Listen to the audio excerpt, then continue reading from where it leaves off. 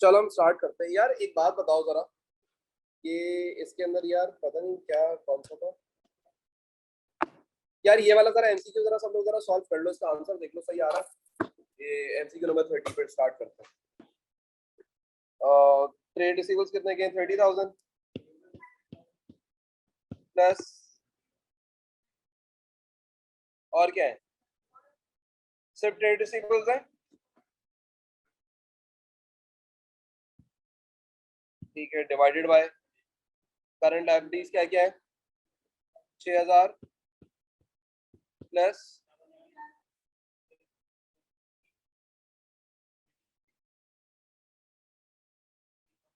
17,000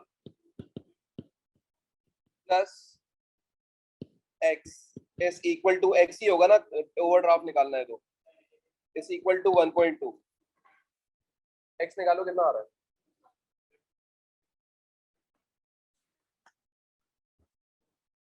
2,000 आ रहा है।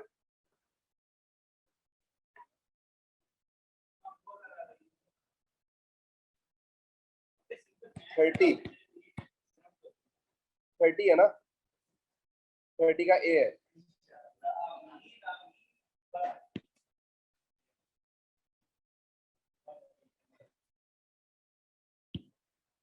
स्टार्ट करें।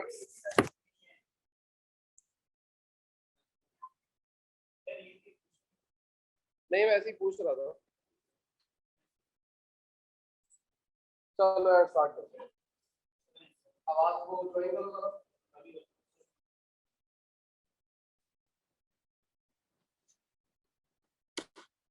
बिस्मिल्लाहिर्रहमानिर्रहीम। अच्छा भाई, आज जो हम लोग पेपर करने जा रहे हैं,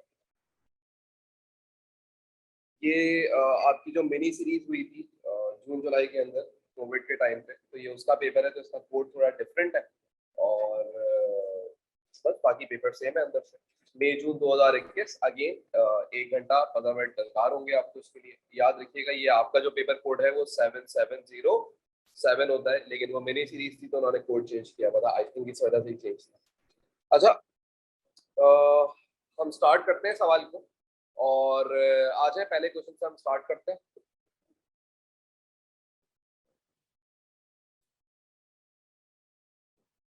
अच्छा भाई, चलो आ जाओ यार, हम देखें जब तक। बोलता है which task is undertaken by accountant. यार अकाउंटेंट का काम क्या होता है? हम आंसर पढ़ने से पहले हमें पता होना चाहिए।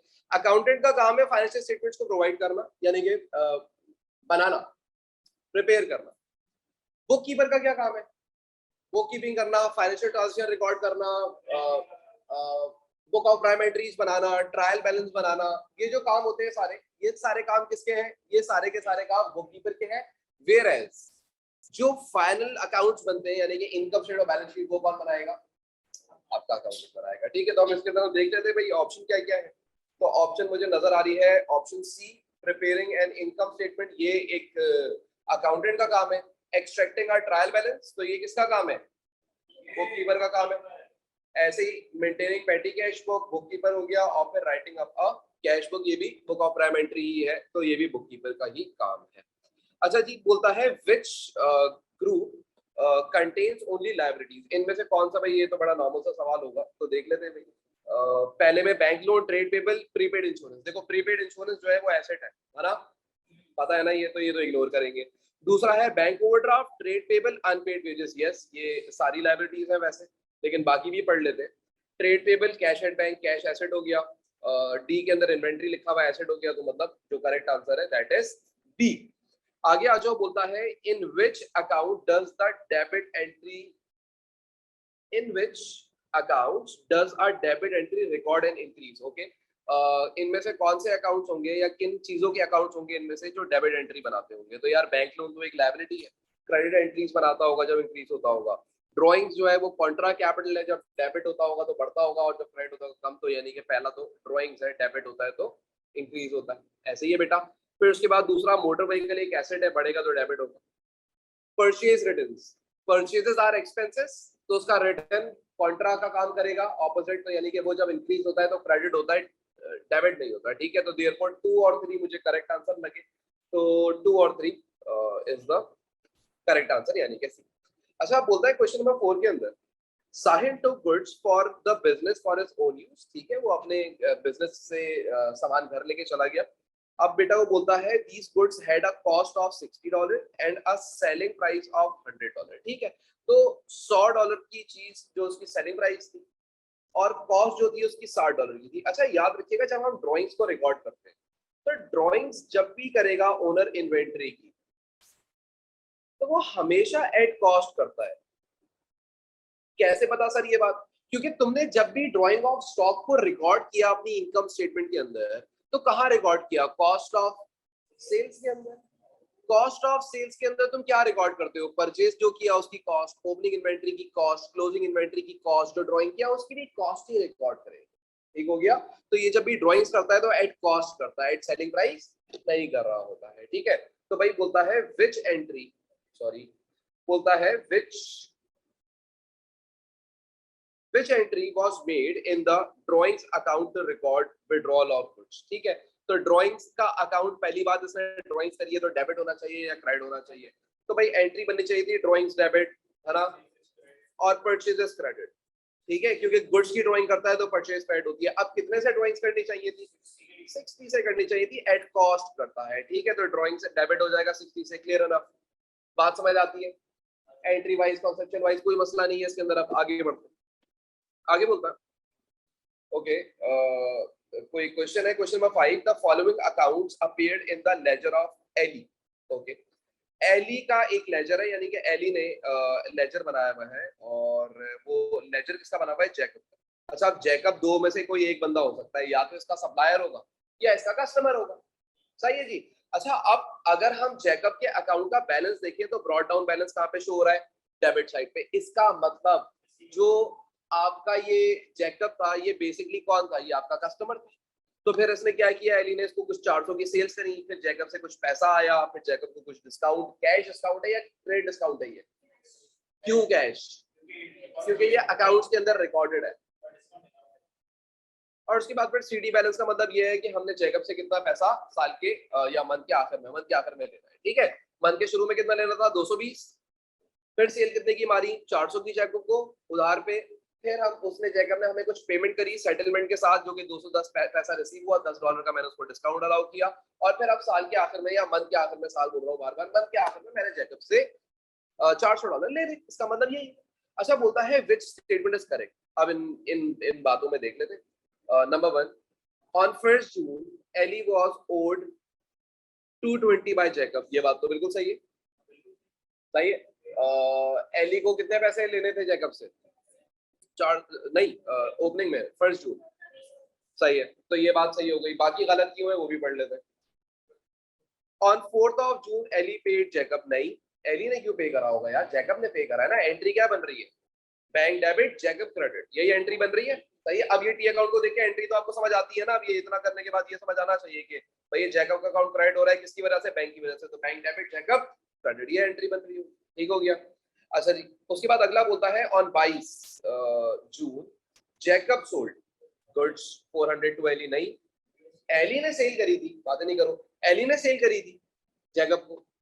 अच्छा जी, आगे बोलता है on 30th June Jacob was owed 400 by Ellie. नहीं, जो एली है उसने पैसे दे दिए, ठीक है। अच्छा, आगे आ जाओ। तो ये A was the correct answer. आगे बढ़ते हैं। आगे बोलता है number 6, Ali record all credit notes. Credit notes he issue. अब क्रेडिट नोट इशू जो होता है, क्रेडिट नोट इशू का मतलब होता है सेल्स रिटर्न। और आपको पता है क्रेडिट नोट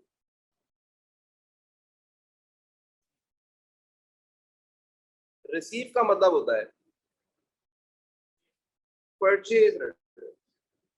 जब मैं आपको कभी किसी जमाने में, आप छोटे थे, मैं बेसिक पढ़ाया करता था, तो मैंने पूरा एक बोर्ड पे पूरा बनाया होगा, तो वो लिखा होगा, लेकिन जाहिर सी बात है किसी को याद तो नहीं होगा क्योंकि आप तो बहुत छोटे अब बड़े हो। अच्छा जी, तो आगे बात करते हैं। तो ये एक सेल रिटर्न की बात कर रहा है, credit note he issue. In books of prime entry बोलता है जितने भी बुक अली रिकॉर्ड्स, ठीक है, वो जितने भी क्रेडिट नोट इशू करता है वो अपनी बुक ऑफ प्राइमेट्री में रिकॉर्ड करता है in order to reduce the number of entries in ledger. Okay, बोलता है which accounts have fewer entries because he used the book of प्राइमेट्री।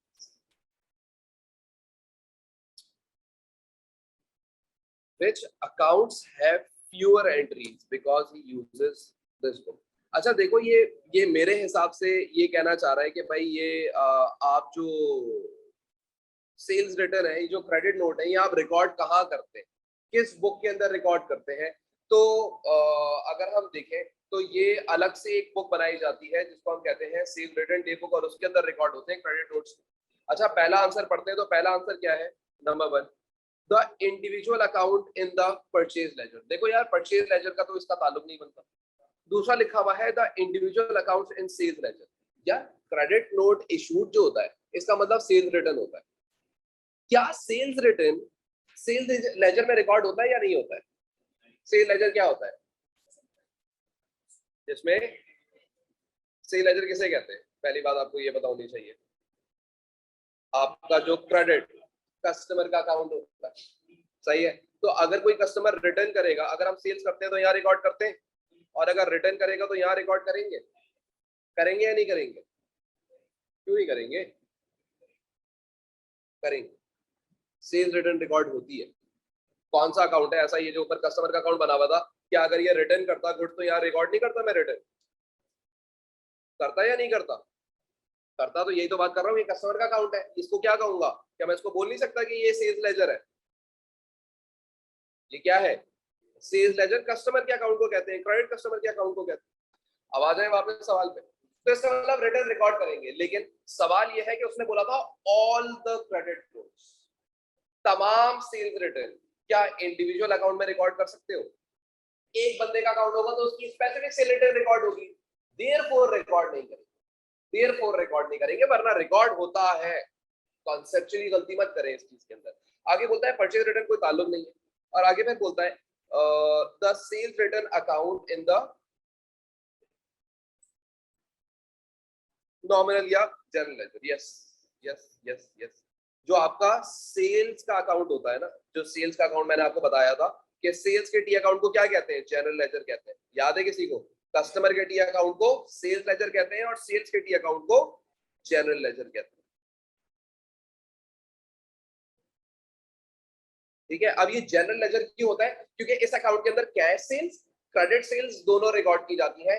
Cash sales return, credit sales return दोनों record की जाती हैं। Eight the and आपको ये बताता है कि आपके बिजनेस की टोटल सेल्स कितनी है। बात समझ आई? कि आपकी टोटल सेल्स जो आप फिर आगे जाके इनकम स्टेटमेंट में ट्रांसफर भी कर सकते हैं। बात समझ आई? ये टोटल सेल्स बताता है। तो हाँ, यहाँ पे तो ये सारी रिटर्न्स रिकॉर्ड करेगा। और ये सारी रिटर्न्स कहाँ रिकॉर्ड करेगा इसके अलावा? अगर मैं आपसे पूछूं, ये और ये सारी सेल्स रिटर्न कहाँ रिकॉर्ड कर सकता है? Sales ledger control account. क्योंकि उसके अंदर इंडिविजुअल की बात नहीं होगी, उसके अंदर किसकी बात होती है? कलेक्टिवली सबकी बात हो रही होती है। तो या तो ये सेल रिटर्न वहां रिकॉर्ड होगी और दूसरी सेल रिटर्न कहाँ रिकॉर्ड हो रही होगी? ये जो आपका सेल्स लेजर, वो सेल लेजर बोल रहा हूँ, सेल्स जर्नल है, सेल्स रिटर्न जर्नल है। ठीक है। ये अब रिटर्न जर्नल।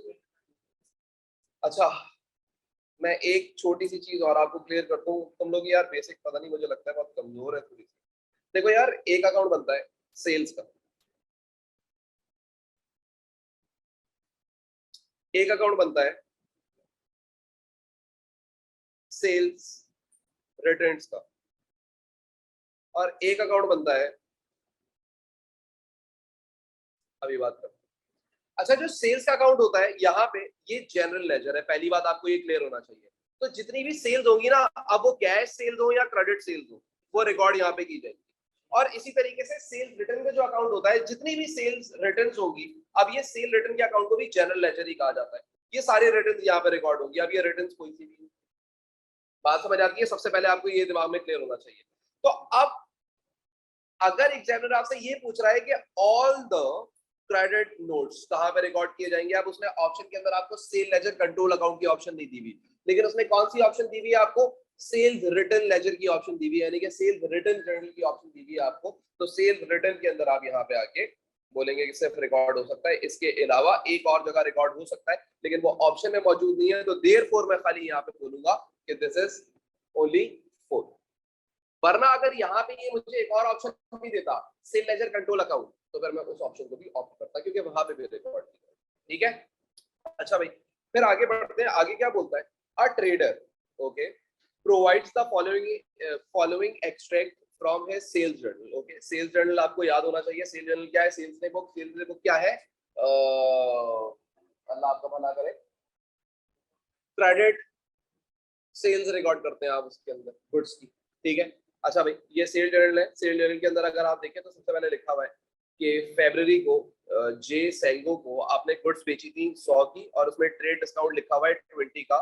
तो जो सेल जर्नल में आगे वैल्यू ट्रांसफर हुई है वो कितनी ट्रांसफर हुई है, 80 हुई है। अच्छा, एक और चीज याद रखिएगा, ये जो ट्रेड डिस्काउंट होता है ना, उसूलन ये सिर्फ इनवॉइसेस में शो होता है, ये बुक्स ऑफ प्राइम एंट्रीज में भी शो नहीं होता। मैंने कभी आपको कोई इसका कॉलम नहीं बनवाया होगा, लेकिन इसने ऐसे शो कर दिया सिर्फ बताने के लिए। अगर आप इस ट्रेड डिस्काउंट को बुक ऑफ प्राइम एंट्री में भी शो कर दोगे तो कोई खास प्रॉब्लम नहीं है, क्योंकि आप माइनस ही कर रहे होगे वहां से, लेकिन इसको ज्यादा आगे बुक्स में लेके जाया नहीं जाता, क्योंकि ये बार्गेनिंग है। तो अब ये सेल्स जर्नल के अंदर उन्होंने रिकॉर्ड किया, सही, मैं इस बात को बिल्कुल गलत नहीं मानूंगा। आगे बढ़ते हैं और देखते हैं अब पूछना क्या चाह रहा है आपसे।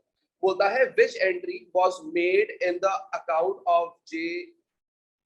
ठीक है, बोलता है कि जब आपने जे सेंगो का अकाउंट के अंदर एंट्री रिकॉर्ड की होगी सेल लेजर में, तो क्या एंट्री बनाई होगी, आपने सेल्स कर दी और जो सेंगो है वो डेबिट हो गया, ये एंट्री बननी चाहिए। अब सेल्स कितने की रिकॉर्ड करनी चाहिए, 100 की या 80 की?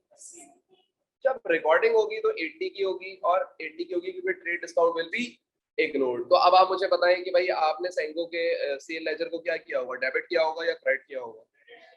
है सेंगो, सेंगो सेंगो क्या हो रहा है भाई, किसकी वजह से, सेल्स की वजह से। तो गधों वाली हरकतें क्यों कर रहे हो भाई, डेबिट। ठीक है, 80 से, तो रिकॉर्ड कर ले सी आंसर। आगे आ जाते हैं। आगे बोलता है व्हेन कंपेयरिंग, सुनो यार ये कुछ बात कर रहा है, इंपॉर्टेंट हो सकती है। बोलता है when comparing his bank statement and the bank column. ठीक है, bank statement and the bank column of his cash book, यानी कि बैंक स्टेटमेंट बैंक से आई थी, कैश बुक इसने खुद बनाई हुई थी। J found that the following items appear in the bank statement only. ठीक है, कुछ आइटम थे जो खाली बैंक स्टेटमेंट में थे, जैसे कि सबसे पहला rent of premises had been paid by standing order. ठीक है, एक रेंट पे किया हुआ था बैंक ने खुद ही। एक एनी क्रेडिट कस्टमर थी और उसने आपके अकाउंट में क्रेडिट ट्रांसफर किया हुआ था, यानी पैसे जमा करवाए हुए थे। एक में पैसे गए हैं और एक में पैसा आया है। बोलता है which entries are required to update J's account. अब वो क्या कर रहा है, वो अपनी कैश बुक को अपडेट करना चाह रहा है। तो अपडेट करने के लिए पहली एंट्री के अंदर क्या करेगा, बैंक को डेबिट करेगा या क्रेडिट करेगा? पैसा आ रहा है या जा रहा है, जा रहा है, तो बैंक क्रेडिट रेंट डेबिट, ये एंट्री बननी चाहिए। तो भाई या तो आंसर सी होगा या डी होगा। सही है, ऊपर वाले दो तो अब नहीं हो सकते। फिर उसके बाद आपका दूसरा क्या हुआ था, पैसा आया था, तो बैंक डेबिट और एनी जो थी वो क्रेडिट हो जानी चाहिए थी। सही है, पैसा आया, तो इसका मतलब आंसर करेक्ट कौन सा नजर आया, सी आंसर करेक्ट नजर आ गया। ठीक है, आगे आ जाओ। आगे बोलता है number 9, a cheque paid for motor vehicle repair. Okay, motor vehicle का एक रिपेयर था, was credited to the bank. ठीक है, बैंक में तो क्रेडिट ही होना चाहिए था, and debited to the vehicle motor vehicle account. Okay, इसका मतलब आपने क्या करा, आपने एक रिपेयर एक्सपेंस को एक एसेट मान लिया। यानी कि हमें अगर याद हो तो इसको हम कहते थे प्यार से एरर ऑफ प्रिंसिपल, याद है? ठीक है, अच्छा जी, क्योंकि ये एक रेवेन्यू एक्सपेंडिचर था और ये एक कैपिटल एक्सपेंडिचर है। ऐसी बात कर रहा हूं, मुझे नहीं पता आगे क्या बोल रहा है। आगे बोलता है which statement is correct, the total of credit column of the trial balance was greater. यार देखो, पहली बात तो ये एरर नॉट अफेक्टिंग एरर होता है, तो ट्रायल बैलेंस को अफेक्ट कैसे कर सकता है, कर ही नहीं सकता, तो ये बात वैसी गलत हो गई। सही है, आगे बोलता है the total of debit column in the trial balance was greater. Again वही फालतू बात करी, पहले डेबिट बढ़ा दिया फिर क्रेडिट बढ़ा दिया, मतलब अजीब सी बात कर रहा है। सही, अच्छा आगे बोलता है the totals of trial balance were not affected. Okay, as an error of commission had been made. Yes और नो? नहीं। फिर आगे वो बोल रहा है the total of the trial balance were not affected as an error of principle has been made. So this is the correct answer. ऐसे ही होगा, देख लो अगर इसके अंदर कोई कंफ्यूजन है. डन, आगे बढ़े. अब क्या बोलता है? अ ड्राफ्ट, गलतियों से भरी income statement showed a gross profit of 12,200. ठीक है. बोलता है it was later found that carriage on purchases of 260, okay, carriage on purchases and carriage on sales of 230 had both been included as an expense in the profit section of income. Okay, वो ये बोल रहा है कि आपका जो carriage inwards था ना, ये रहा, और जो carriage outwards था ना, ये रहा, ये दोनों आप लोगों ने कहाँ पे ट्रीट कर दिए हैं? एक्सपेंसेस में ट्रीट कर दिए. पहली बात, एक्सपेंसेस में इंक्लूड कर दिया. हालांकि जो कैरेज इनवर्ड्स है और जो कैरेज आउटवर्ड्स है, इन दोनों की ट्रीटमेंट अलग है. कैरेज इनवर्ड जो है is the part of cost of sales, whereas carriage outward is the part of only expenses. Right. Income statement इतनी बना चुके हैं, ये बात तो सबको पता है, पक्की बात है. अच्छा, बोलता है what was the corrected gross profit. भाई एक बात बताओ, तुमने कैरेज इनवर्ड रिकॉर्ड नहीं करा हुआ, तो ग्रॉस प्रॉफिट क्या हुआ होगा? बड़ा हुआ होगा, कम हुआ होगा? हाँ जी.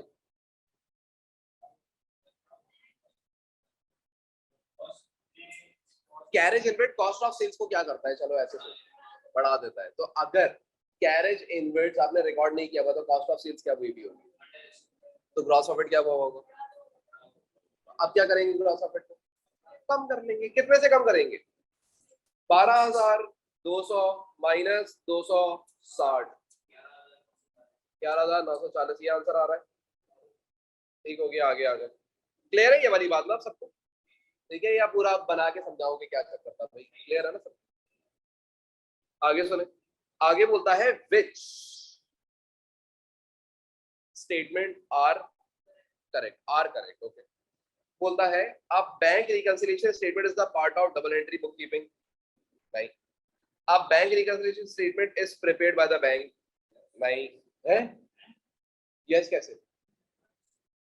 बैंक रिकंसिलिएशन स्टेटमेंट कौन बनाता है? रिकंसाइल कौन करता है? बैंक स्टेटमेंट के बैलेंस को कैश बुक के बैलेंस से सही कौन कर रहा होता है? बिजनेस करता है ना, आप लोग करते हो ना. सही है. तो ये क्यों? यस क्यों? उसके बाद आगे बोलता है अब bank reconciliation statement is prepared by the trader. Yes. तो इसका मतलब आंसर डी ओनली. ठीक हो गया. क्लियर. आगे बात करें. आगे बोलता है Tahir is preparing his purchase ledger control account. Okay, वो purchase ledger control account बना रहा है. अब आपके दिमाग में purchase ledger control account होना चाहिए. From which book of prime entry will he obtain information about contra entries? Contra entry क्या होती थी? आप याद करें. contra entry दो टाइप की होती थी. एक कैश बुक के अंदर contra entry होती थी, जब मैं कोई पैसा कैश निकाल लूं और बैंक में जमा करवा दूं, या बैंक से निकाल के कैश की डिल में जमा कर दूं, वो भी एक कॉन्ट्रा एंट्री होती है. लेकिन सेल लेजर कंट्रोल अकाउंट और परचेज लेजर कंट्रोल अकाउंट के अंदर भी एक कॉन्ट्रा एंट्री होती है जो दोनों अकाउंट्स को कम करती है. कॉन्ट्रा एंट्री बनती कैसे थी? उसकी एंट्री होती थी purchase ledger control account debit and sales ledger control account credit. अब बात ये है, मैं अगर आपसे नॉर्मली पूछूं कि ये एंट्री आप किस बुक ऑफ प्राइम एंट्री में रिकॉर्ड कर सकते हो? बुक ऑफ प्राइम एंट्री है, पीएलसी है? पता नहीं, जितने पेपर करीब आते जा रहे हैं उतने दिमागों से पता नहीं क्या हो. किस बुक ऑफ प्राइम एंट्री में रिकॉर्ड करेंगे? सवाल ये किस बुक ऑफ प्राइम एंट्री में इसको रिकॉर्ड करेंगे? जर्नलिज्म में रिकॉर्ड करेंगे. हाँ, तो वो जर्नल के अंदर रिकॉर्ड करेंगे. यानी कि आंसर क्या होना चाहिए? बी होना चाहिए. ना परचेज जर्नल, ना सेल जर्नल, ना कैश बुक. क्लियर हो गया? सही है. अब सुनो आगे अगला क्वेश्चन, ध्यान देना अगले क्वेश्चन पे. अब बोलता है which item would be classified as capital receipt. capital receipt क्या चीजें होती हैं यार? capital receipt वो पैसा जो आपके बिजनेस में आया तो, लेकिन इनकम स्टेटमेंट में रिकॉर्ड नहीं हो सकता. कहाँ रिकॉर्ड होगा? बैलेंस शीट में रिकॉर्ड होगा वो पैसा. यानी कि वो पैसा कौन कौन सा हो सकता है? मैं कोई नॉन करेंट एसेट बेच दूं, ओनर कोई बिजनेस में इन्वेस्ट कर दे, मैं बैंक से लोन ले लूं.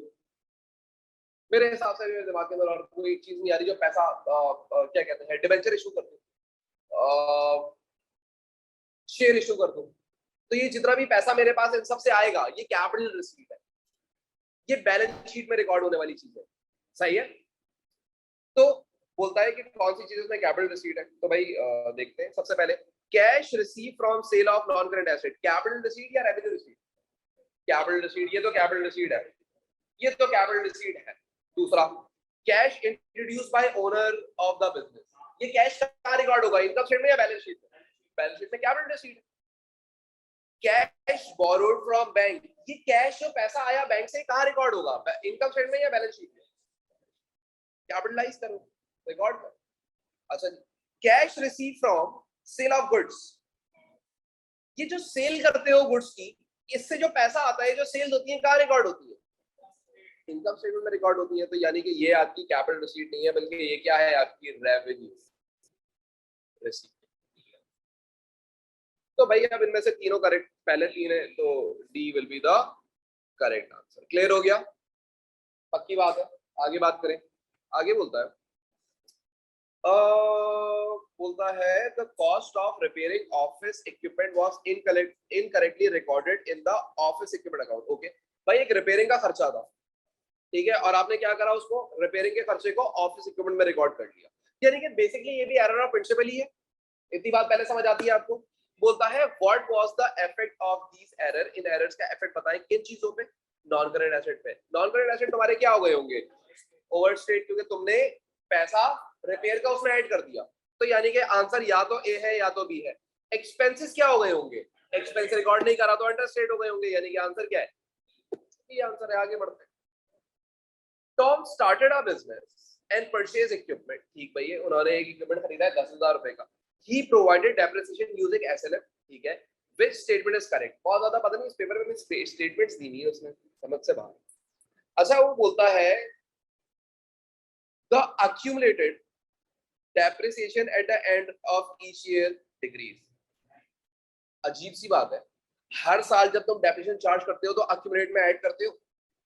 हाँ, accumulate depreciation यानी कि प्रोविजन फॉर डेप्रिसिएशन ऐड होता रहता है, ऐड होता रहता है, तो डिक्रीज तो नहीं होता, डिक्रीज तो नहीं होता। accumulated depreciation या प्रोविजन फॉर डेप्रिसिएशन सिर्फ एक शर्त पे डिक्रीज होता है, अगर आपका एसेट रीवैल्यू हो जाए, या एक और शर्त ये होती है कि वो इस वजह से डिक्रीज हो जाता है कि आपने एसेट बेच दिया। इन दो चीजों के अलावा प्रोविजन फॉर डेप्रिसिएशन नहीं होता। रिवैल्यूएशन आपके कोर्स का पार्ट नहीं है, आपके कोर्स के पार्ट में सेल ऑफ एसेट होता है। तो एसेट बिकता था तो पीएफडी क्या करते थे, डेबिट कर देते थे, खत्म कर देते थे, ठीक है। अच्छा जी, तो ये बात तो गलत हो गई यार, ये इसको तो मानो ही नहीं। बोलो, चलो आगे बढ़ो। The accumulated depreciation at the end of each year increases, yes, हाँ क्या ना, हाँ क्यों ऐड होती जाएगी, बिल्कुल सही है, ये बात मेरे हिसाब से तो सही है। आगे भी पढ़ लेते हैं। The depreciation charge for each year decreases, हर साल की डेप्रिसिएशन डिक्रीज होगी, ये तो आरबीएम में होता है ना। फिर बोलता है the depreciation charge for the year each year increases, ये तो किसी में भी नहीं होता, सही है। आरबीएम में गिरती है हर साल, एसएलएम में हर साल सेम डेप्रिसिएशन आती है, और रिवैल्यूएशन के अंदर भी नॉर्मली जो डेप्रिसिएशन होती है, या तो अगर कोई एसेट का सेल परचेज नहीं किया हुआ तो गिरती है, सही उसूलन इंक्रीज होनी नहीं चाहिए मेरे से। तो आंसर है, आगे बढ़ते हैं। Why it is important to match the cost and revenue, वाह, चले देखते हैं। So that every debit entry has a corresponding credit entry, नहीं भाई, ये तो इसलिए होता कि आप डबल एंट्री बनाते क्यों, so that the business does not incur any loss, अजीब सा बात है। To enable better comparison of profit for the year to year, yes, to ensure the bank balance is accurate, वाह वाह भाई। तो answer is, correct answer is C, क्योंकि आप ये इंश्योर करते हैं कि आपके जो प्रॉफिट्स हैं वो कंपेयर किए जा सके और आप अपने प्रॉफिट्स को कैलकुलेट कर सके।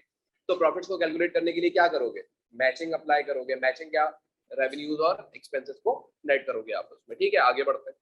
आगे बोलता है Maria started a business on 1 January 2020, the monthly rates on her business premises are $100। अच्छा, वो बोलता है कि उसने कारोबार स्टार्ट किया है और उसका जो रेट्स है ना, रेट्स एक एक्सपेंस है, रेट्स रेंट रेट्स एक्सपेंस होता है, उसका जो रेट है प्रेमिसेस का वो 100 पर मंथ है, ठीक है। आगे वो बोलता है अच्छा, इतनी बात पढ़ के मेरे दिमाग में एक बात आई है, आपके दिमाग में आई है या नहीं आई है वो मुझे बताना। अगर उसका मंथली रेट 100 है तो उसका एनुअल एक्सपेंस कितना होता होगा? क्या ये बात सबके दिमाग में आई? ये रियल एक्सपेंस है, यानी कि this should be recorded in the income statement, this should be recorded in the income statement. बोलता है during the year 31 December 2020 she paid rate of 1300, यानी कि 100 रुपए के ज्यादा दिए हुए, इसका मतलब। बोलता है which journal entry did make on 31 December to transfer the rate to income statement. भाई इनकम स्टेटमेंट में जब तुम ट्रांसफर करोगे रेट्स को, तो इनकम स्टेटमेंट में रेट्स कितने रिकॉर्ड होंगे? 1200 या 1300? पहले तो ये क्लियर करो, 1200। अब इनकम स्टेटमेंट में रेट्स रिकॉर्ड करोगे तो रेट्स इनकम है एक्सपेंस है? एक्सपेंस होने की वजह से इनकम स्टेटमेंट क्या हो जाती है? डेबिट। तो इनकम स्टेटमेंट डेबिट और रेट्स ठीक हो गया। ये एंट्री बनेगी तो देख लो इसके अंदर कौन सी है, पहली है मेरे पास। ठीक है, कोई कंफ्यूजन की और कोई क्यों नहीं है सर? सही है, क्लियर है, यहाँ पे बात समझ आती है। आगे बात करें। आगे वो बोलता है ओ भाई, at the year end the following entry was recorded on the credit side of Johnny's irrecoverable debts. ठीक है, तो एक बैड डेट हुआ है और इन्होंने साल के आखिर में इसको क्रेडिट साइड पर रिकॉर्ड किया है और लिखा हुआ है income statement 40। What happened during the year? Bad debt हुआ है और क्या हुआ है? जब बैड डेट होता है तो एंट्री क्या बनाते हो पता है आपको? बैड डेट डेबिट और ट्रेड रिसीवेबल क्रेडिट। कितने से? 40 से। पर साल के आखिर में इस बैड डेट को क्या करते हो? हाँ, ट्रांसफर कर देते हो इनकम स्टेटमेंट के अंदर। कोई भी एक्सपेंस होता है तो इसको साल के आखिर में क्या करते हो? एक्सपेंस होता ही किस लिए? प्रॉफिट्स को कम करने के लिए। तो कोई भी एक्सपेंस आखिर में जाएगा कहाँ? इनकम स्टेटमेंट में। ऐसे कोई भी इनकम बिजनेस में होती है तो किस लिए होती है? प्रॉफिट को इंक्रीज करने के लिए। तो वो इनकम साल के आखिर में जाएगी कहाँ? इनकम स्टेटमेंट के अंदर। तो अब जब हम इसको ट्रांसफर करेंगे तो एंट्री क्या बनाएंगे? एक्सपेंस है तो इनकम स्टेटमेंट डेबिट हो जाएगी और बैड डेट क्रेडिट हो जाएगा। तो वो यही बोल रहा है, वो यही बोल रहा है कि भाई at the end of the year the following at the end of the following year, क्या लिखा हुआ है? at the year end the following entry was recorded on the credit side of Johnny's irregular debt। यानी कि ये बात कर रहा है, ये बात कर रहा है, दिख रही है वाली बात कि उसने बैड डेट को बोला हुआ है, क्रेडिट हुआ है। अब बच्चा कंफ्यूज हो जाएगा, तो आप कंफ्यूज हो ना, डबल एंट्री आ जाना, एंड ऑफ द ईयर की बात कर रहा है तो ईयर एंड में ट्रांसफर करोगे। साल के आखिर में एक्सपेंसेस क्या करते हो? ट्रांसफर करते हो। अच्छा जी, तो क्या हुआ है इसका मतलब? ये बैड डेट हुआ है, bad debt has been written off. आगे क्या लिखा हुआ है? Bad debt previously written off had been recovered. अब पता है क्या है, बच्चा ये देख के कंफ्यूज हो जाएगा, यार हो सकता है ये अब क्रेडिट कर रहा है बैड डेट को तो बैड डेट रिकवर हो चुका है। ऐसा कुछ नहीं होगा, ऐसा कुछ नहीं होगा। बात समझ आ रही है?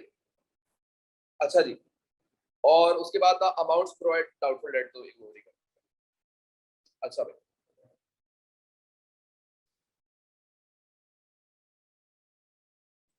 आगे बढ़ते हैं।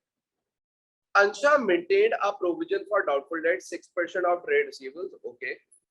She decided on 31 December 2020 to provide provision should be increased to 8%। ठीक है, वो पहले 6% का प्रोविजन फॉर डाउटफुल डेट लगाती थी और अब वो बोल रही है कि अब मैं 8% का प्रोविजन लगाऊंगी। इतनी बात तो समझ आती है।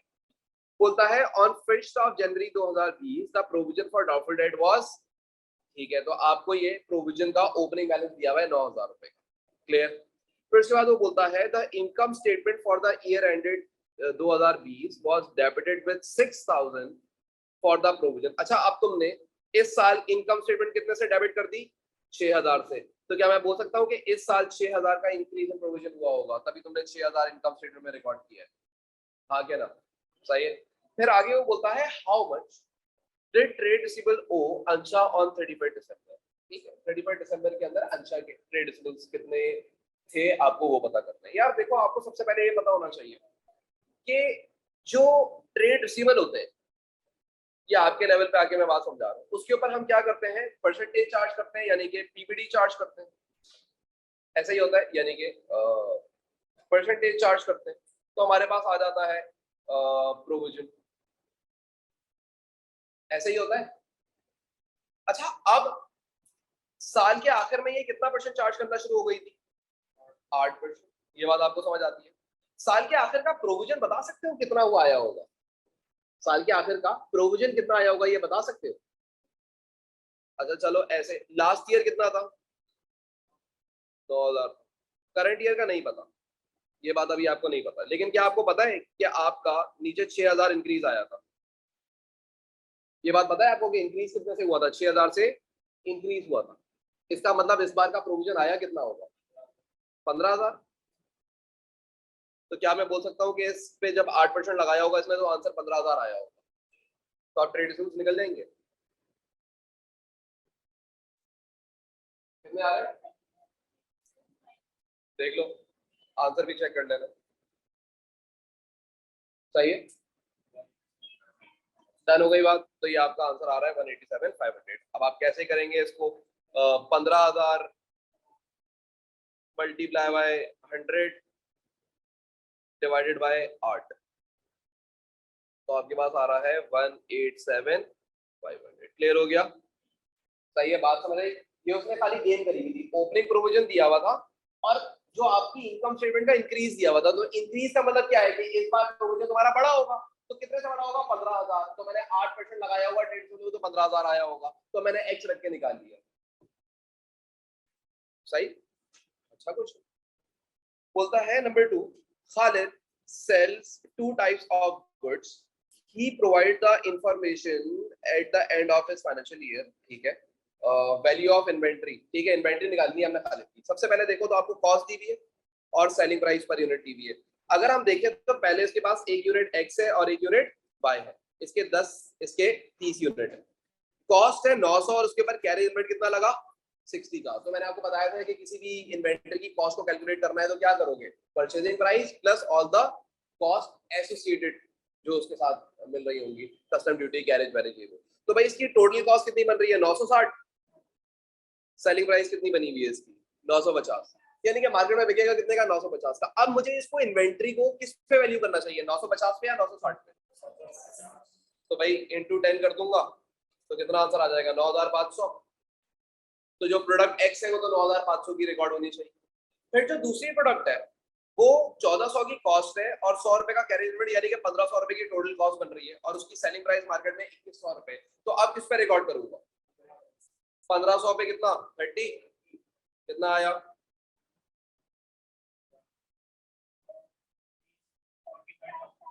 45,000।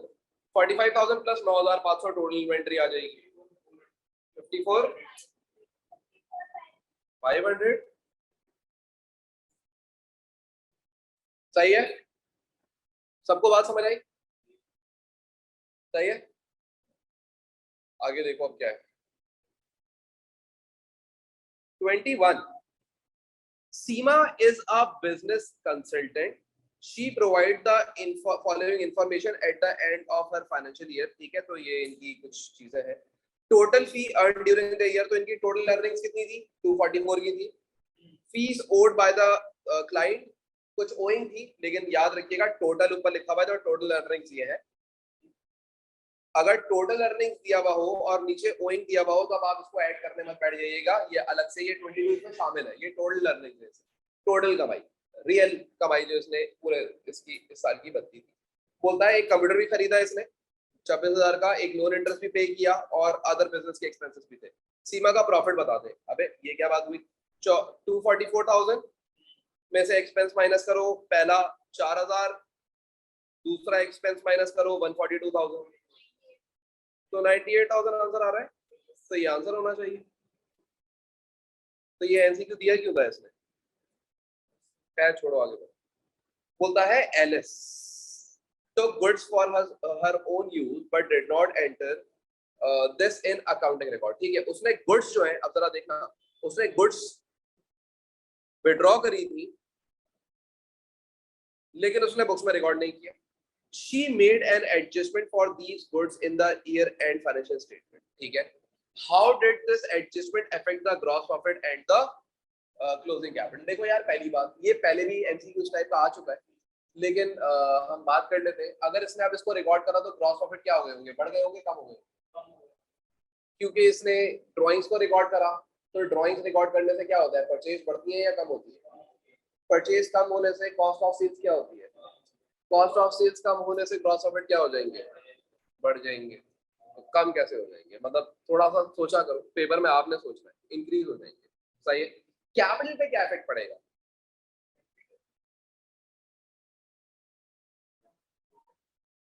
कोई इफेक्ट नहीं पड़ेगा, कोई इफेक्ट नहीं पड़ेगा। क्यों? क्योंकि प्रॉफिट तुमने क्या करा है, इंक्रीज करा है, और ड्राइंग्स भी तुमने क्या करी है, इंक्रीज कर दी। तो प्रॉफिट में से ड्राइंग को सब्ट्रैक्ट करते हो, तो इफेक्ट क्या पड़ा? 100 वहां इंक्रीज करा था, नीचे 100 माइनस कर रहे हो इंक्रीज करके, इफेक्ट क्या पड़ रहा है कैपिटल पे? कोई इफेक्ट नहीं पड़ा। सही है, नो इफेक्ट। आगे आ जाओ। अगर अगर आप बोलेंगे तो इसकी मैं थोड़ी और एक्सप्लेनेशन कर दूंगा। बताओ। फॉर एग्जाम्पल, ओपनिंग कैपिटल था 10,000 का या 1,000 का, ऐसे ही कर। अच्छा, उसके बाद में नेट प्रॉफिट आया था। पहले था नेट प्रॉफिट, लेट सपोज 500 का, और अभी हम लोगों ने प्रॉफिट को इंक्रीज कर लिया कितने से? 100 से। तो कितने का हो गया प्रॉफिट? पहले ड्राइंग्स थी, लेस इसमें से ड्राइंग्स कर देंगे। पहले ड्राइंग्स थी 300 की, और अब हमने ड्राइंग्स को इंक्रीज कर दिया कितने से? तो कितने की हो गई? 400। ये मैंने 6,000 लिख दिया था, इसमें मैं बता रहा हूँ। अच्छा जी, 400 की हो गई ड्राइंग्स। ठीक है, अब क्लोजिंग कैपिटल निकालो, कितना आ रहा है?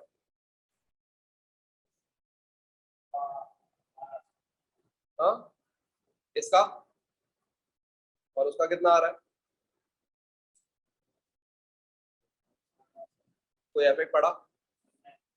प्रॉफिट बढ़ गया और ड्राइंग्स भी बढ़ गई 100 रुपए से, तो इफेक्ट कहाँ पड़ा? क्लोजिंग कैपिटल पे कोई इफेक्ट नहीं पड़ा। तो ऐसी शक्लें मत बनाया करोगे, पूरा समझाना पड़े, ये बातें हम बहुत दफा कर चुके हैं, मतलब ये पहली बार तो नहीं कर रहे। सही, क्लियर हो गया? आप क्लियर हो गया भाई? सही। ऊपर शिकायत मत करना, हो जाए नहीं समझाया था सही। आगे सुनो यार, तो मैं नहीं किया करूँ। अच्छा भाई, बोलता है A and B are partner, okay, ये दोनों पार्टनर है, और बोलता है their financial year end on 31st of,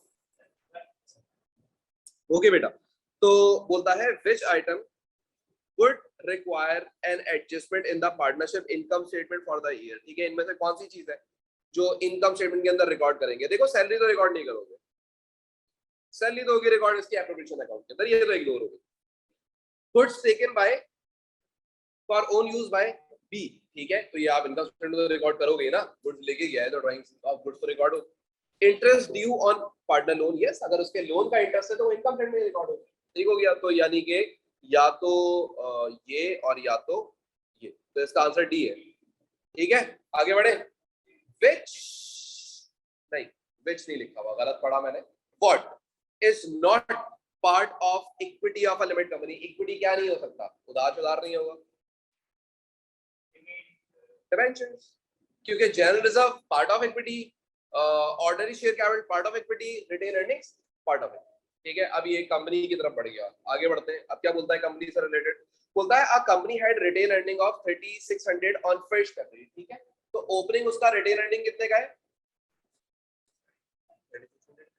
the profit for the year ended, the profit for the year ended, ठीक है, 20,000 का इस साल प्रॉफिट किया। An interim ordinary dividends of 2,000 was paid and a transfer was made to a general reserve. The retained earning, अच्छा okay, the retained earning 31st January 2021 15,600 general reserve में कितना transfer करा है ये बता दो यार, आपने ज्यादा नहीं सोचा, आप रिटेन अर्निंग को जानते हैं ना। तो सबसे पहले आप उसकी ओपनिंग बैलेंस लिखेंगे, स्टार्टिंग बैलेंस कितना है उसका? 3600। फिर उसके अंदर आप ऐड क्या करते थे? प्रॉफिट्स को, 20,000 का, फिर उसमें से आप लेस क्या करते थे? ड्राइंग्स को, सॉरी डिविडेंड, कितने का डिविडेंड है? 2,000 माइनस करते थे। फिर जर्नलिज्म में जो ट्रांसफर करते थे वो भी यहाँ से माइनस करते थे, और आपके पास फिर क्लोजिंग रिटेन अर्निंग आ जाता है कितना? 30, ओके, 15,600। ये जर्नलिज्म निकाल सकते हैं, 6,000 आ रहा है, तो इधर ऑप्शन में है तो रिकॉर्ड करना चाहिए था। सही है, सब लोगों ने निकाल लिया ये जो कैलकुलेट कर ले। कोई बहुत ही अगर बेचारा इसको भी कैलकुलेट नहीं कर पा रहा तो ये इधर आगे प्लस हो जाएगा, ये इधर आगे प्लस हो जाएगा, ये इधर आगे माइनस हो जाएगा और ये इधर आगे माइनस हो जाएगा। ये पहली वाली चीज तो आपको दी भी नहीं है, ये तो हमें खुद ही कैलकुलेट करनी है, तो इसको ऐसे आप करेंगे तो आंसर आ जाएगा। सही है, कैलकुलेटर पे लिख के शाबाश आंसर आएगा। क्लियर, आगे बढ़े। ओके, एनपीओ पे चला गया मेरे ख्याल से। A sports club was established on 1st January. Okay. Which item would be included in the receipt payment account for the year ended 31st December? The cost of new furniture clubhouse. भाई receipt payment account क्या होता है? Receipt payment account कहते हैं किसको है? Bank account को कहते हैं। तो मुझे एक बात बताओ, क्या ये जो आपने नया फर्नीचर है इसकी कॉस्ट बैंक अकाउंट में होगी या नहीं होगी? होगी।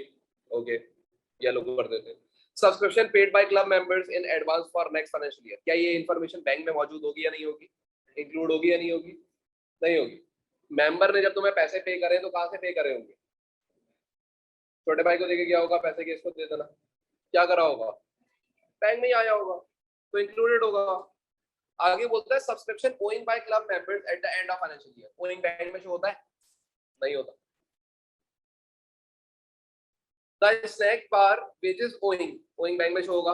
नहीं होगा। तो बोल रहा है कौन सी दो चीजें इंक्लूडेड होती है, 1 और 2? ये आंसर होना चाहिए। देख ले, ठीक हो गया? क्लियर है, बात समझ आई? आगे चले। आगे बोलता है ड्रामा, ये कौन? ओके, तुम लोग भी तो एक ड्रामा ही हो। क्या बोल रहा है यार ये, पढ़ते हैं। बोलता है a drama society has 400 members and the subscription is $20 per year.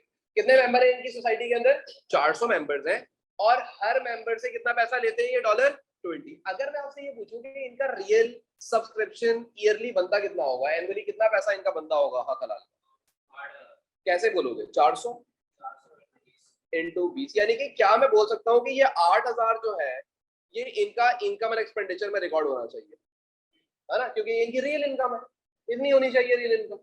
अब क्या बोलता है आगे सुने, आगे बोलता है during the financial year end 30 November the amounts paid by members were as follows. अच्छा, कुछ अमाउंट्स आपको पे करी गई हैं। पहले मेंबर ने आपको कितना पैसा पे करा है?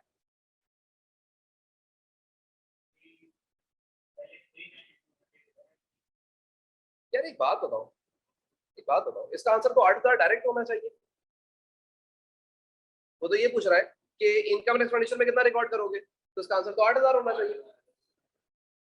पैसे अभी आगे पढ़ लेते हैं, लेकिन ये तो पहली लाइन में सवाल ही खत्म हो गया, लेकिन फिर भी हम आगे पढ़ लेंगे। लेकिन पहले इसका आंसर देखो, 8000 ही होना चाहिए मेरे हिसाब से, कुछ और नहीं होना चाहिए। देखो क्या है, यही है, बाकी सी में देख लो।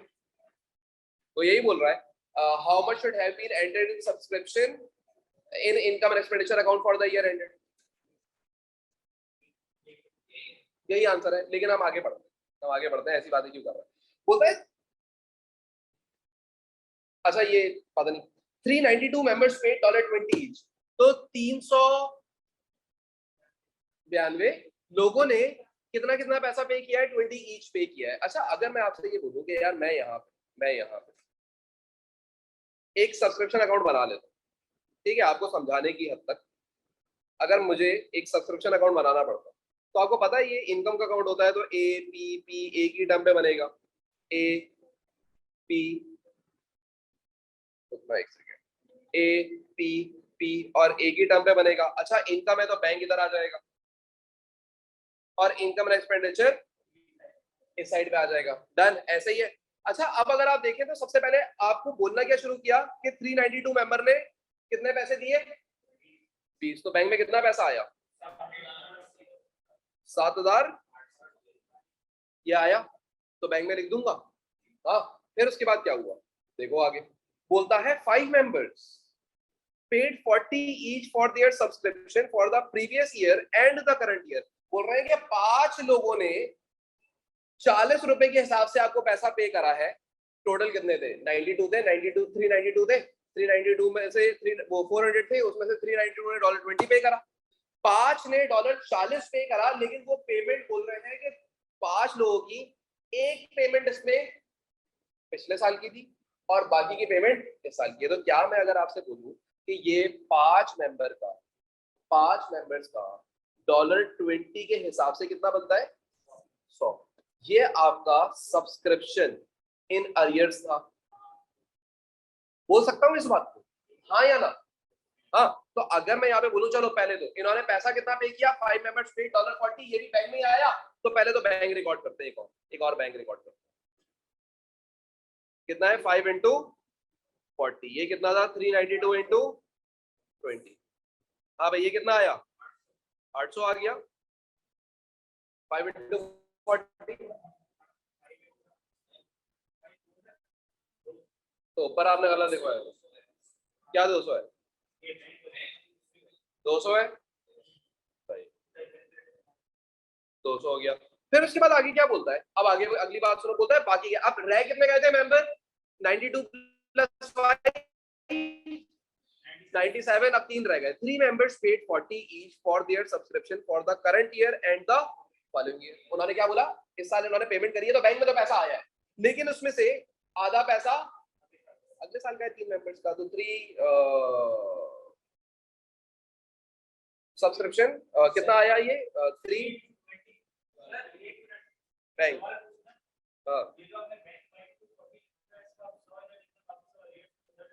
हाँ वो अभी लिखते हैं। अभी तो बैंक की वैल्यूज लिख रहा हूँ ना। 3 इंटू 40 कितना होता है? 3 इंटू 40 कितना? 120। अच्छा, अब क्या मैं आपसे बोल सकता हूँ कि इस 200 में से 100 पहले से अक्रूड था ओपनिंग का, और इस 120 को जो इन्होंने पेमेंट करी है, इस 120 की, इसमें से जो आधी पेमेंट है वो प्रीपेड है, बोल सकता हूँ, यानी कि क्लोजिंग प्रीपेड है। तो इनकम एक्सपेंडिचर की वैल्यू निकालो।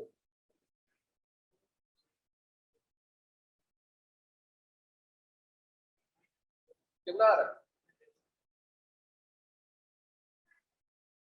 ऐसे मेरे पास बहुत टाइम है, मैं बहुत फारिग हूँ, इसलिए मैंने आपसे पूरा अकाउंट बनवा दिया। वरना इनकम एक्सपेंडिचर अकाउंट के अंदर क्या होता है? रियल इनकम रिकॉर्ड होगी। तो रियल इनकम कितनी थी? 400 मेंबर, हर से $20 लेने हैं, $20 लेने हैं, मतलब तो कितना आया? 8000 आया। लेकिन लेकिन to be on the technical side, क्योंकि थोड़ा पता भी होना चाहिए ना यार। अच्छा जी, तो ये 8000 आंसर है फाइनल। ठीक है, तो दोनों तरीके से मैंने आपको दिखा दिया। उसकी नीचे वाली इन्फॉर्मेशन पढ़ के भी मैंने आपको बना के दे दिया, वरना पहली लाइन में ही आंसर पता था। अच्छा जी, आगे बोलता है, ये है Paul does not maintain a full set of accounting records but was able to provide the following information। Okay, चले। ये इस टाइप का जब क्वेश्चन आता है ना, तो ये आप लोग अभी आप में से किसी को भी नहीं आता होगा ये। सुने, बोलता है the total assets on 31st of January 2021 12,000 more than they were on 1st February 2000। ठीक है, तो इन्होंने पहले ये बोल दिया कि जो आपके क्लोजिंग के अंदर एसेट्स हैं, जो आपके क्लोजिंग एसेट्स हैं, वो कितने के हैं? 12,000 ज्यादा है। किससे? ओपनिंग से। Done। अच्छा, अगर मैं आपसे बोलूं कि यार मुझे ये बताओ कि तुम्हारे ये मिटा दूं, ये वाला अकाउंट मिटा दूं, डन। अगर मैं तुमसे बोलूं तुम्हारे ओपनिंग एसेट्स सही कितने, तुम बता सकते हो? वो बोल रहा है कि अब 12,000 ज्यादा है, तो ओपनिंग एसेट कितने होंगे?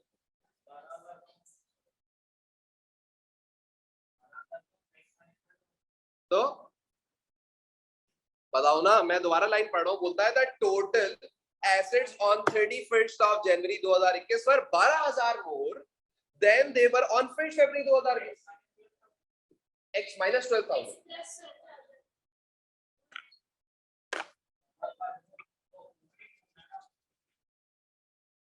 चलो छोड़ो, तुमसे नहीं हो पाएगा, आगे बढ़ते हैं, फिर बताते हैं। The total liabilities on 31st of January 2021 were 7,000 less than they were on February 2000। यानी कि liabilities 7,000 कम थी और assets 12,000। सही। Paul's drawings for the year ended 31st of January was 13,000. What was the profit for the year ended 2021? Profit निकालना है इस information को extract करके. प्रॉफिट कैसे निकाल सकते हैं ये सोचें आप पहले. सोचें, मतलब सिर्फ सोच रही है और तो कुछ नहीं करना. अभी ये 2 मिनट में सॉल्व हो जाएगा. ये क्वेश्चन कुछ भी नहीं है. हाँ, लेकिन आप सॉल्व तो करके बताएं. थोड़ा सा आप लोग दिमाग तो लगाएं. हाँ, कैपिटल कैसे निकालोगे? कौन सा कैपिटल निकाल सकते हो? ओपनिंग नहीं निकाल सकते? हाँ, अच्छा अच्छा.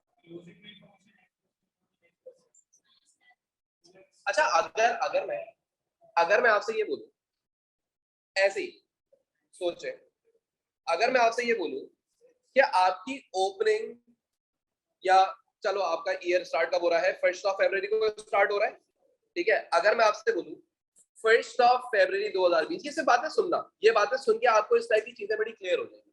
1 फरवरी 2020 को आपके पास जो एसेट्स थे और जो लायबिलिटीज थी वो आपको नहीं पता.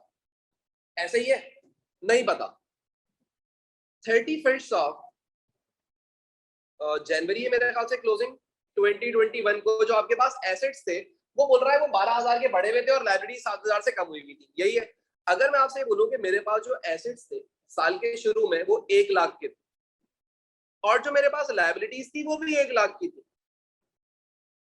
अब साल के आखिर में मेरे एसेट्स 12,000 से बढ़ के 1,12,000 हो गए और लायबिलिटीज मेरी घट के अब कितनी हो गई है? 93,000. अगर मैं आपसे बोलूं कि ये मैं इसको कैलकुलेट करके और इसको कैलकुलेट करके यानी आपस में नेट करके ओपनिंग कैपिटल और क्लोजिंग कैपिटल निकाल सकते हैं. ओपनिंग कैपिटल कितना है? 0 हुआ. एसेट माइनस लायबिलिटीज 0 हो गया. अच्छा, दूसरी चीज, प्रॉफिट पता है? नहीं पता. नहीं पता ना, तो एक्स लिख दिया. ड्राइंग्स पता है कितने की दी हुई थी सवाल में? 13,000 रुपए की. माइनस करते हैं ना ड्राइंग्स को. Is equal to closing capital. Closing capital कितना आ रहा है? 1,12,000 माइनस 93,000, 19,000. तो अगर मैं आपसे बोलूं प्रॉफिट निकालो तो कैसे, कितना आया? कितना? 32,000. कितना कंफ्यूजिंग? बहुत ज्यादा, या नहीं? सर आपने 1 लाख कैसे अज्यूम कर लिया? सवाल सबसे पहले आपके दिमाग में ये आना चाहिए, आपने 1 लाख कैसे अज्यूम कर लिया? चलो हम एक काम करते हैं, इसको 1 लाख के बजाय अगर 10,000 अज्यूम करें तो फिर क्या आंसर आएगा? चलो, ओहो ये बहुत ही बड़ा रबर मैंने मिटा दिया इसको. अगर मैं ये 10,000 से सॉल्व करूं सवाल को तो क्या फर्क आएगा सवाल में? कोई फर्क आएगा या नहीं आएगा? देखो देखो, कैलकुलेट करके देखो, ताकि बाद में तुम लोगों को आगे कॉन्सेप्ट देते हो. कॉन्सेप्ट क्या है? ये अजम्पशन लेके मैं सवाल सॉल्व कर रहा हूं और कुछ नहीं कर रहा अभी फिलहाल.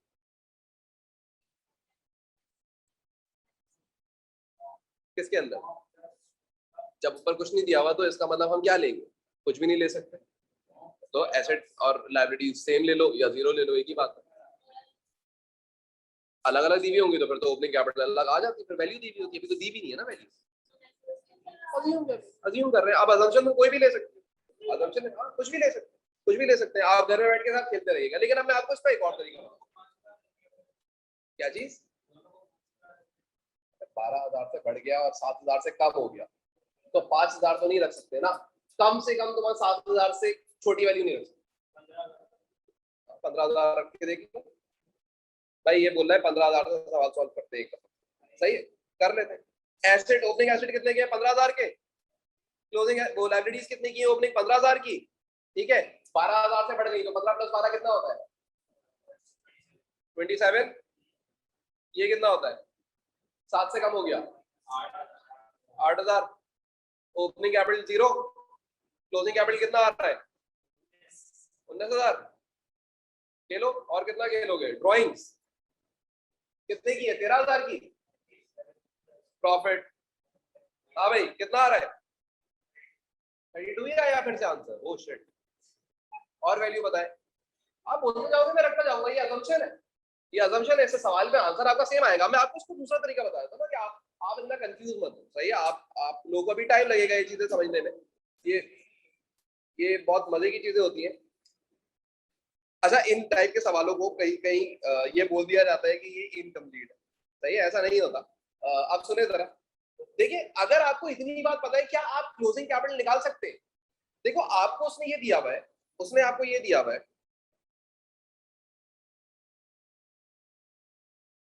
एसेट्स और लायबिलिटीज का डिफरेंस कितना आ रहा है, मुझे ये बताओ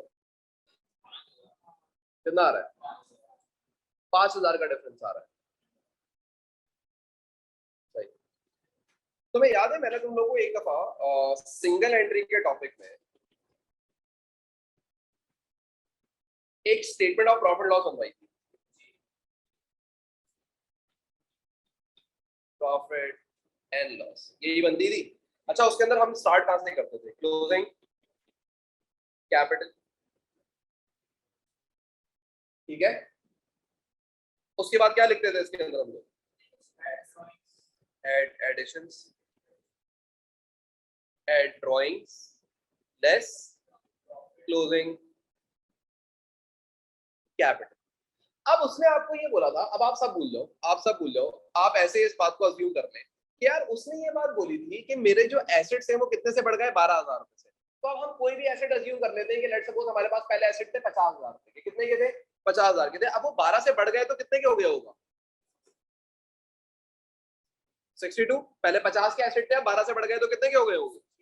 62 के हो गए होंगे। मेरी लायबिलिटीज भी 50,000 की थी, 7 से कम हो गई, तो अब कितने की हो गई होगी? 43 की।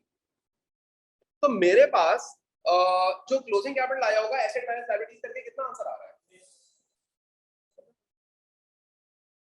अब एडिशंस तो कोई है नहीं सवाल के अंदर। ड्राइंग्स कितने की करी थी उसने? 13,000। ओपनिंग कैपिटल, ये ओपनिंग कैपिटल था। ओपनिंग कैपिटल सवाल के अंदर कितना है? हमने बोला भाई 0, क्योंकि 50,000 50,000 हमने बोल दिया था ये ओपनिंग एसेट और लायबिलिटी। तो फाइनल आंसर कितना आएगा? 32,000। ये प्रॉफिट आएगा। तो ये सवाल हमेशा अजम्पशन से सॉल्व किया जाएगा। इसको आपने बस ये देख लेना है,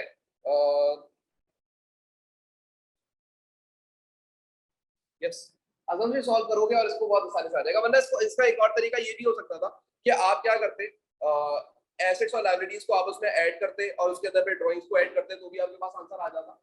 लेकिन वो कॉन्सेप्ट आपका क्लियर नहीं हो पाएगा, क्योंकि एसेट और लायबिलिटीज को आप ऐड क्यों कर रहे हैं, सही है। तो आप अजम्पशन लेके सवाल इस टाइप के सॉल्व करिएगा कि जब वो बोले ना इतने से चीज इंक्रीज हो गई और इतने से दूसरी चीज डिक्रीज हो गई, तो कोई भी वैल्यू रख देना।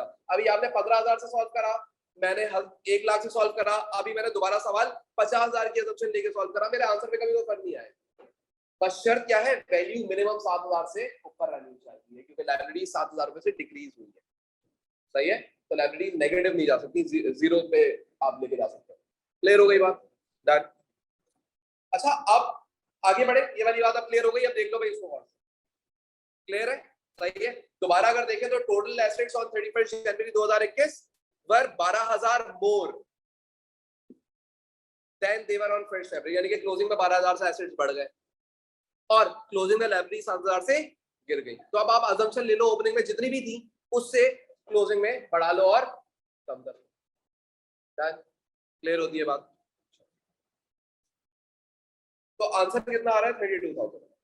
ठीक है, इंपॉर्टेंट एमसीक्यू था तो थोड़ा टाइम लगा दिया। आगे बोलता है Hasan provided the in following information, ठीक है। रेवेन्यू दिया हुआ है, मार्कअप दिया हुआ है। मार्कअप किस पे अप्लाई होता है? कॉस्ट ऑफ सेल्स, याद रखा करें ये बात। रेट ऑफ टर्नओवर 10 टाइम्स दिया हुआ है। एवरेज इन्वेंटरी बताओ कितनी है। यार मुझे एक बात बताओ, ये रेट ऑफ इन्वेंटरी टर्नओवर का फॉर्मूला क्या होता है?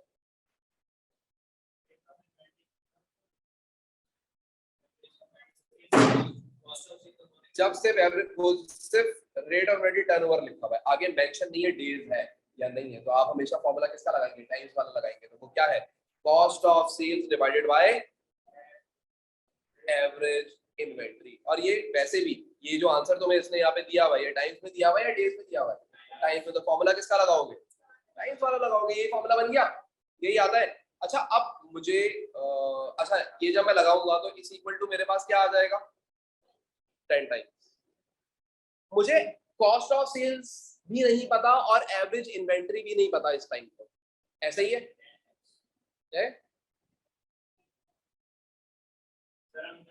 बेटा ये इतना इंपॉर्टेंट नहीं होता इसको मिटाना, उससे ज्यादा इंपॉर्टेंट मेरा सवाल था जो कि आपने बिल्कुल प्यार से इग्नोर कर दिया कि वो पूछा गया ना। तो कॉस्ट ऑफ सेल्स है ना एवरेज इन्वेंटरी है।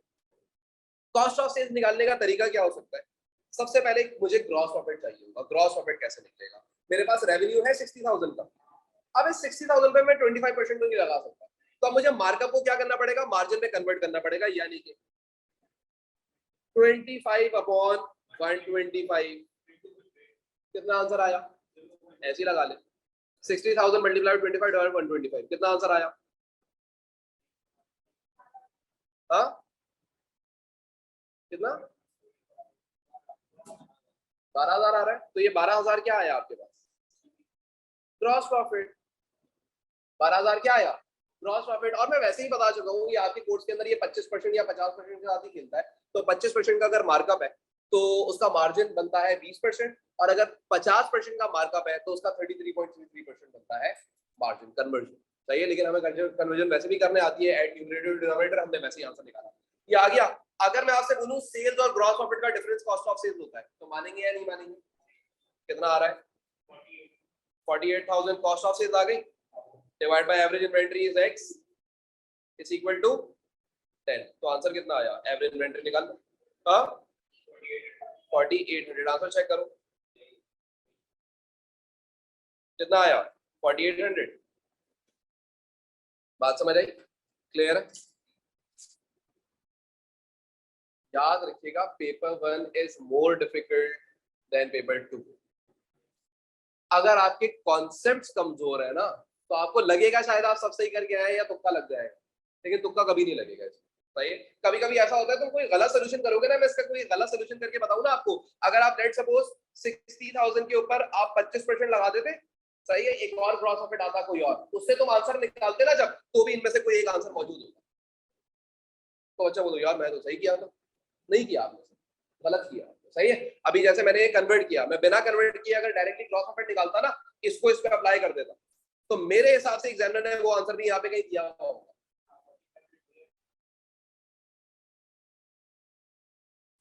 देख ले आप चाहे तो कैलकुलेट करके।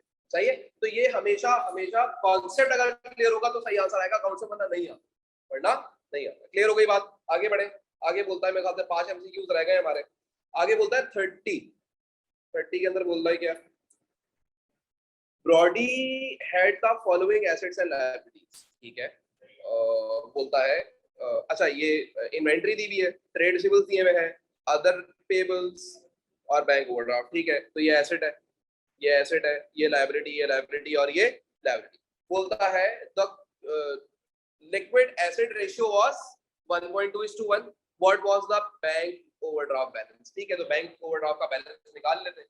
देखिए भाई आप लिखे अपने पास, अच्छा एसेट टेस्ट रेशियो है तो इन्वेंट्री को इंक्लूड नहीं करेंगे तो खाली आपके पास 30,000 आ जाएगा। Trade receivables divided by liabilities आपके पास क्या क्या है? सबसे पहले 6,000 और 17,000। 6,000 प्लस 17,000 प्लस ओवरड्राफ्ट पता नहीं है, x is equal to answer क्या आया? 1.2। तो x निकालो कितना आ रहा है? 2,000। ठीक हो गया, आगे बढ़ते हैं। आगे बोलता है सालसा बिल, पता नहीं जो भी, यस, बोलता है salsa sells goods on both cash and credit. Which formula should she use to calculate the trade receivable turnover? कुछ भी नहीं देखना नीचे, मुझे ट्रेड रिसीवेबल टर्नओवर का खाली फॉर्मूला बताओ क्या होता है? Trade receivables divide by credit sales into, यही बताया था पहले, trade receivables divide by turnover मतलब सेल्स, दोनों को डिवाइड कर दोगे, मल्टीप्लाई कर दोगे डेज से, तो आंसर आ जाएगा। ये फॉर्मूला ऐसे याद करवाया है आपको, तो इसमें से कौन सा आंसर है? सही हो गया। फॉर्मूले नहीं पढ़ना शुरू करना, कौन सा सही, आपके दिमाग में आना चाहिए करेक्ट फॉर्मूला क्या होता है, आप क्लियर हो तो फिर करोगे, वरना इनको पढ़ना शुरू करोगे ना यार इधर तो कैश ही है, कहीं कैश आएगा तो नहीं आएगा, नहीं भाई। ट्रेड रिसीवेबल टर्नओवर, कितने दिनों में उनसे पैसा लोगे, तो जो कैश से जिनको सामान बेचा है उनसे पैसा थोड़ी लेना है, अजीब सी लॉजिक है। अच्छा जी, बोलता है a limited company provided the following information, कुछ इंफॉर्मेशन दे रही है। पहले रेवेन्यू है इसका 10,000 का था, अब 11,000 का हो गया। जो ग्रॉस मार्जिन है यानी कि जो इनका मार्जिन था वो कितना है? 55 और 58, यानी कि अगर आपने इनका ग्रॉस प्रॉफिट निकालना है तो इन रेवेन्यू के ऊपर ये मार्जिन अप्लाई करते हैं तो ग्रॉस प्रॉफिट भी आ जाएगा। ठीक हो गया। और जो आपका प्रॉफिट मार्जिन है वो कितना है 5% और 7% है। सही। बोलता है which statement about the expenses are correct. कौन सी स्टेटमेंट करेक्ट है? They decrease as a proportion of sales, expenses decrease, profit margin बढ़ा है। अच्छा, they increase as a proportion of sales, they decrease in a proportion of dollar, ये तो सही है 3, और they increase in a proportion dollar terms. नहीं, एक आंसर तो इसका 3 है, दूसरा आंसर क्या होना चाहिए इसका? जरा इसकी कैलकुलेशन तो करो। ग्रॉस प्रॉफिट्स निकालो सब लोग, फिर हम लोग पूरी वर्किंग करते हैं इसकी। ग्रॉस प्रॉफिट्स निकालो, कैसे निकालोगे? 10,000 का 55% लगाओ, कितना आ रहा है? सही है, दूसरे का भी निकाल लो, कितना आ रहा है? चलो लिख लेते हैं पहले इसको, ये हटा दो फिर पूरा करते हैं कैलकुलेट। अच्छा भाई, रेवेन्यू, पहले रेवेन्यू की बात करते हैं। तो ईयर 1 और ईयर 2, ठीक है। रेवेन्यू कितना है? 10,000 और 11,000, ठीक है। उसके बाद फिर हम बात करते हैं हमारा जो ग्रॉस प्रॉफिट आया था वो कितना आया है? 55,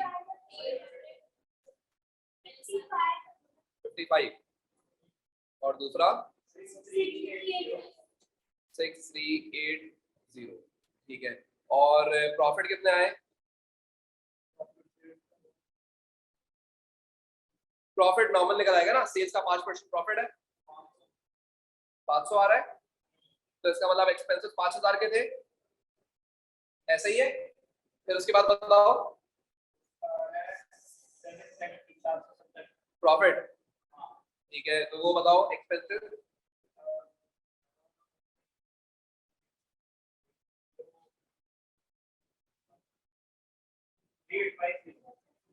क्रिएट,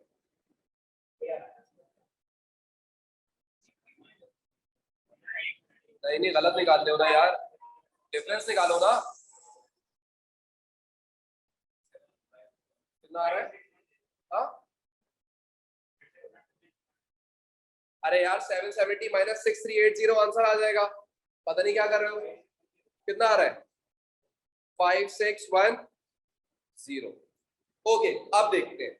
अब यहाँ से हमें थोड़ी सी हमारे सामने डेटा आ गया ना, अब हमें क्लियर हो जाएगा। अच्छा, अगर आप देखें तो बोलता है which statement about expenses are correct, ठीक है।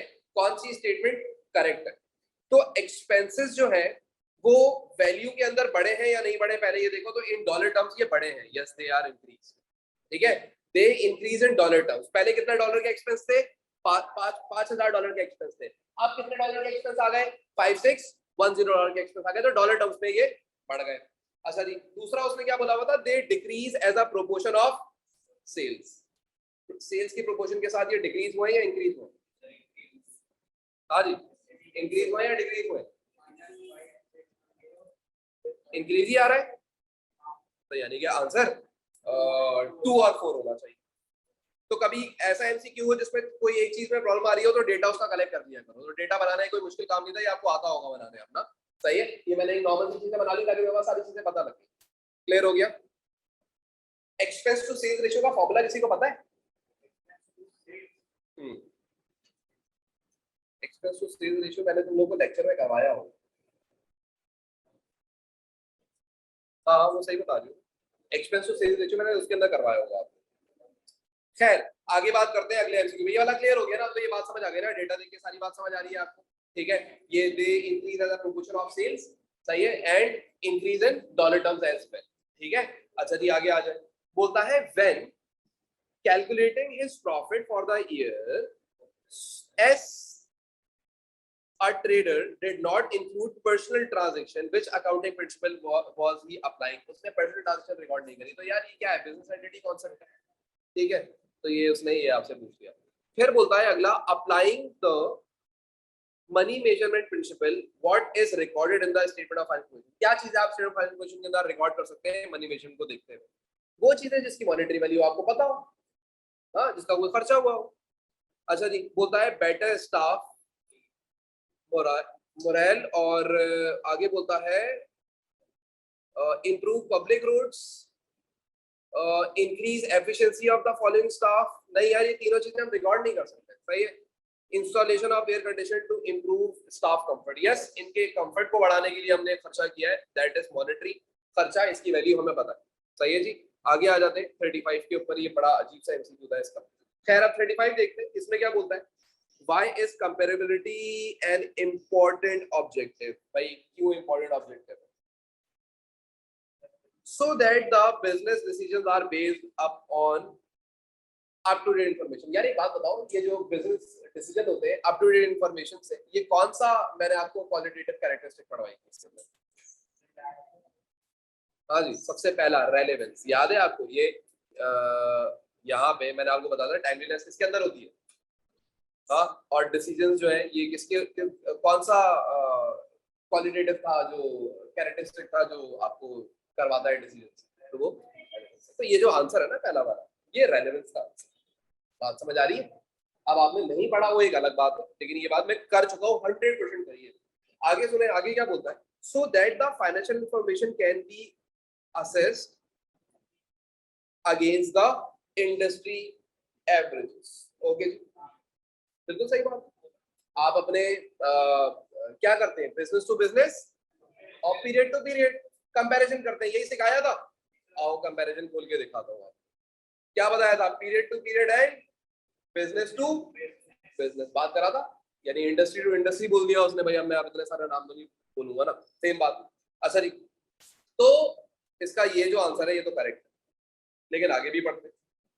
आगे क्या बोलता है, so that the financial statement are free from significant errors and biases। हाँ जी, ये क्या था? हाँ जी, कहाँ पढ़ा था ये, एरर से फ्री होना चाहिए, बाइसेस नहीं होनी चाहिए, क्या था ये, रिलायबिलिटी, सही है।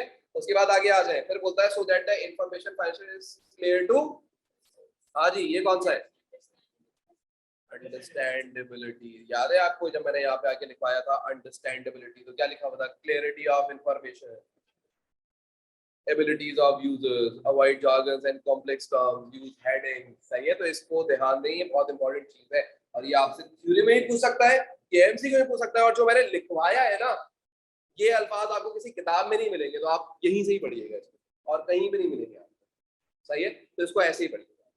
खैर, तो ये मेरे ख्याल से हमने पूरे 35 एमसीक्यूज कर लिए। ये वाला पेपर अच्छा था, ये पेपर बिल्कुल उन पेपरों की तरह नहीं था जो हम लोग पिछले पेपर करते में आए, तो ये एक मजे का पेपर था, अच्छा लगा ऐसा पेपर एग्जामिन करके। खैर, तो इस वाले पेपर को हम यहीं तक खत्म करते हैं, और फिर अगला पेपर इंशाल्लाह